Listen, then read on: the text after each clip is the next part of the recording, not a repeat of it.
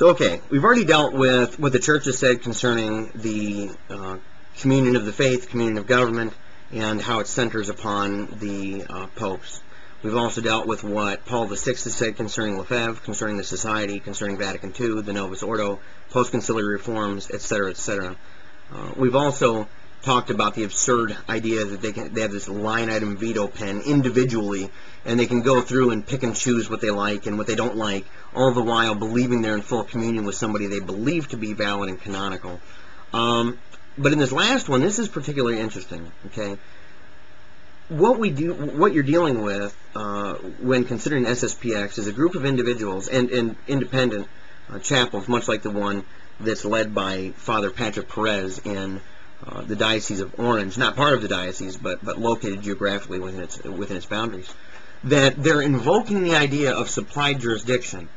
But does this actually work? And my answer is no, absolutely not, and here's why.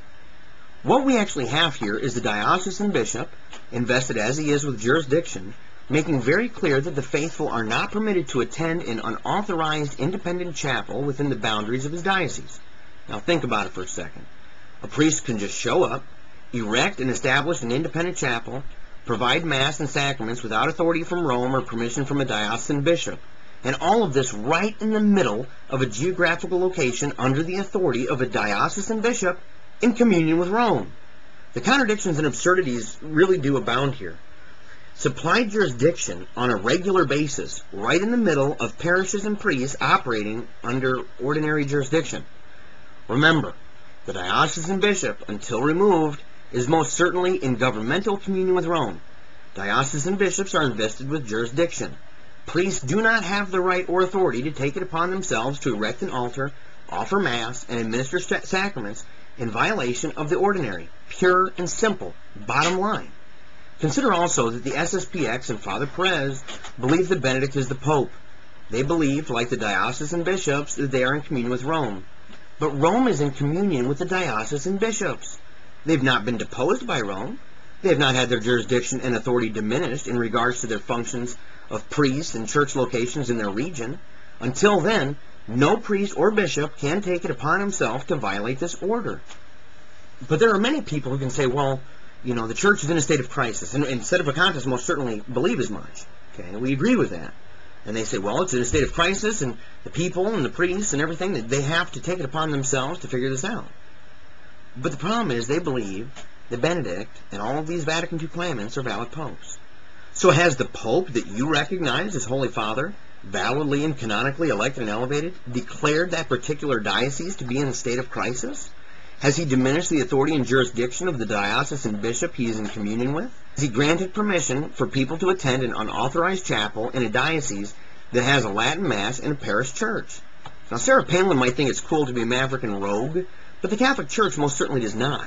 At least not during times with a valid canonical pope and a diocesan bishop in communion with him, authorizing valid and licit masses within their region. Now, many people will try to turn this around and say, well, you know, you Sedevacantists are saying the exact same thing. You guys are invoking supplied jurisdiction. So what does this actually say of the Sedevacantist thesis? Are these chapels not operating within the realm of supplied jurisdiction?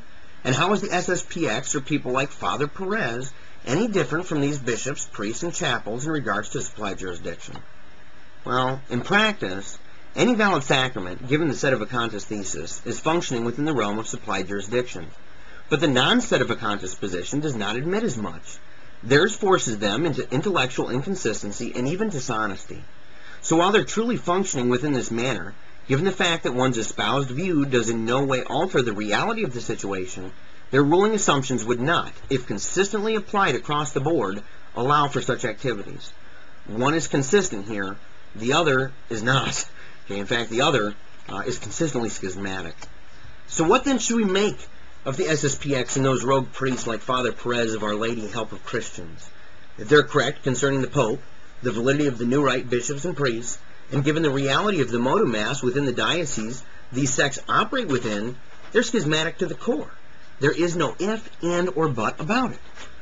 So I really do hope that people interested in this, in the SSPX, and interested in these independent chapels, will take a serious amount of time considering the ramifications of declaring that they believe that the Benedict is a valid pope, that these New Rite bishops and these New Rite priests are valid, and that the modal mass may very well be within their area, within that diocese, and yet all the while going to what the diocese has declared to be an unauthorized mass, an unauthorized chapel, with illicit sacraments.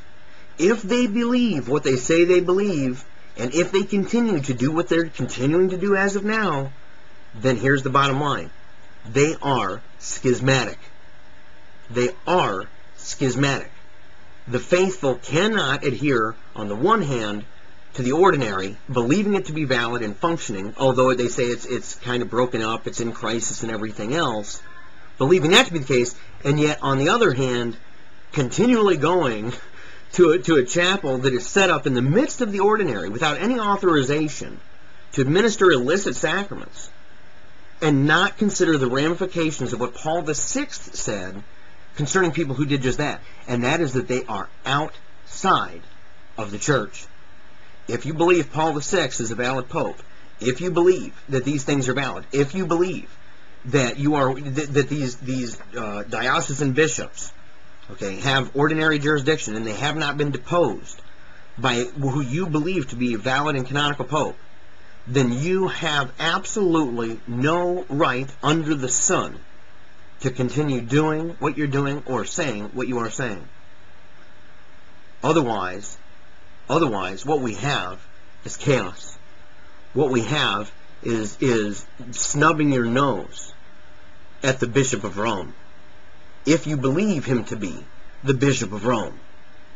So do what you may. Do what you may. Continue going where you're going. Continue doing what you're saying, what you're saying. In fact, I'm in full agreement with it. But be consistent.